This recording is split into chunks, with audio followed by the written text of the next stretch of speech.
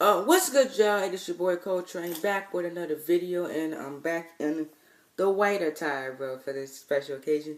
Spirit is back at my school, and I'll explain Spirit when we do my story time later on today on my first day of high school.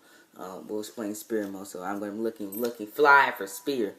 But today will be your official SmackDown Live review and results coming from, we will live from Denny Stanford Premier Center in Suniac Falls, South Dakota. And this was a better crowd than we had last night for Monday Night Raw, because they was not dead for half of the show. Yeah, man, this crowd is building up towards the upcoming Hell in a Cell pay-per-view. Hopefully SmackDown Live can do it better. And I did my Hell in a Cell pay-per-view because my Hell in a Cell pay-per-view actually made sense if you watch my WWE 2K17 Universe Mode. Universe Mode will be returning tomorrow evening, so look out for that, guys. After for the night, we had Shinsuke Nakamura versus Randy Orton for the first time ever with the WWE Championship on the line, and then we had Carmella versus Natalya and non-title action, and much, much more. We also seen Dolph Ziggler act like a clown in the middle of the ring. We'll go over that segment as well, and we'll go over what else happened on the show? Anyway, and we'll go over the Shane McMahon and Kevin Owens crap right here, because I am still angry that they suspended Shane McMahon for putting his hands on Kevin Owens. We're gonna go over that too as well, because next week the Vince Kenny McMahon is making his return to TV. He'll be back on WWE television for the first time. I don't know, since I have no clue the last time we seen Vince on TV. It's been a while, but he'll be back on TV next week to address the Shane McMahon and Kevin Owens crap. We'll go over that too as well. Show opened with a recap for the ending of last week's main event with main event tag match and the shocking RKO that followed. It was Tom. Oh, also this right here. Tom Phillips, Byron Saxon, and wish JBL the best of luck. Now they let the contract that's in welcome new partner Corey Graves in his spot. Orton is backstage. He cut a promo talking about Shinsuke Nakamura. Then we had James Ellsworth and Carmella are in the ring, and he gives her his usual big intro, but he's interrupted by the midstream by Kevin Owens. KO says he's sure whatever he had to say was profound, but he has a more important announcement. And that he'll be a special guest referee in her match against Natalya. What I don't understand since he's writing. He accosts referee Dan Elgin demanding his shirt and enter Shane McMahon. He came out here to shut down his and nip it in the bud. This writing makes absolutely no sense. Really. Oh, okay. Alright, then Shane McMahon came out and they cut a promo. The most important thing that happened in this promo is that the most important thing that happened is that Kevin Owens talked about Shane McMahon's family. Talked about Vince, talked about Stephanie, talked about his kids, talking about he wished that he died in a helicopter crash. I don't know if that was scripted or not. I hope that was scripted. I know that was scripted right there. And Shane had attacked Kevin Owens in the middle of the ring. And then we found out later on that night that Daniel Bryan suspended Shane McMahon indefinitely. So this is going to get us to the league. I think these two are going to be Hell in a Cell. I think they're going to be Hell in a Cell in October. I would have waited a month to do this match, but they can still do the match at hold on. They can still do the match at Survivor Series. What they can do is keep Shane McMahon off of TV until after Hell in a Cell, and then bring him back, and then do Team McMahon versus Team Owens. I would not mind that Survivor Series.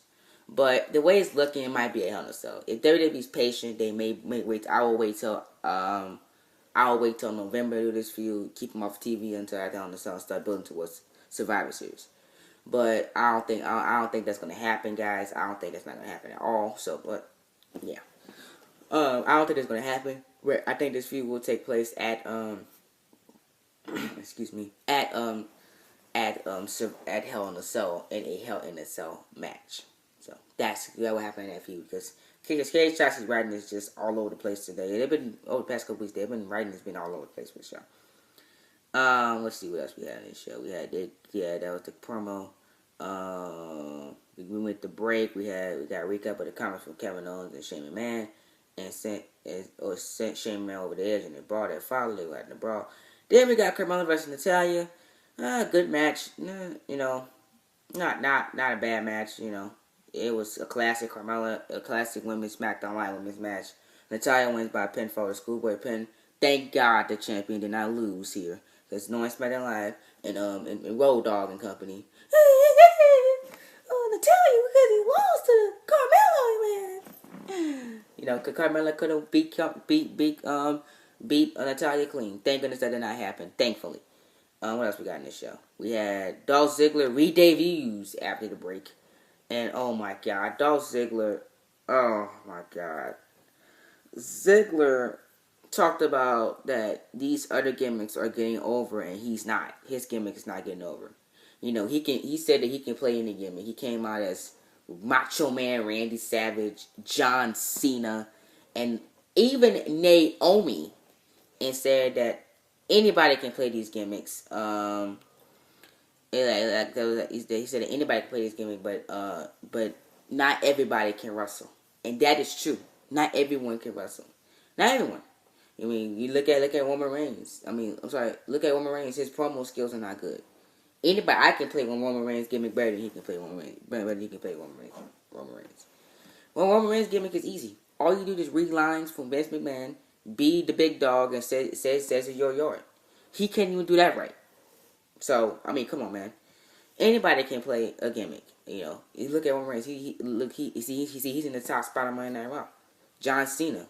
He played John Cena perfectly. He played Macho Man perfectly. He played freaking Naomi perfectly. But he says not everyone can wrestle like him. So I don't know what they're doing with Dolph Ziggler. I know they're giving him his one last big push because he is out the door, and I think he's speaking truth in his promo. Like his gimmick's not getting over because the writing is not good for him. It's that simple. He's speaking truth in his last month. I heard WWE's going to give him his last big push before he leaves and reach him in his future endeavors. I think because he says he's not re-signing with WWE. I don't blame him. I don't blame him at all because he's not getting over. He's not getting over at all, man. Not getting over at all. It's time for him to move on and prove WWE wrong like always, and then come back later on in his career. Aiden English versus Sami Zayn, another waste of time match. Aiden English went with an Oklahoma Road. I don't know what they're doing with freaking Sami Zayn. God awful booking for Sami Zayn, man. Sami Zayn looking like a fool on SmackDown Live, man. I think it's time for him to go to Monday Night Raw. I think it's time. They're not doing absolutely nothing with Sami Zayn, and it's sad. A freaking phenomenal talent. A freaking phenomenal talent that could be WWE champion and or United States champion, could be fighting AJ Styles right now for the United States championship in open challenges. He's wasting his time with Aiden English.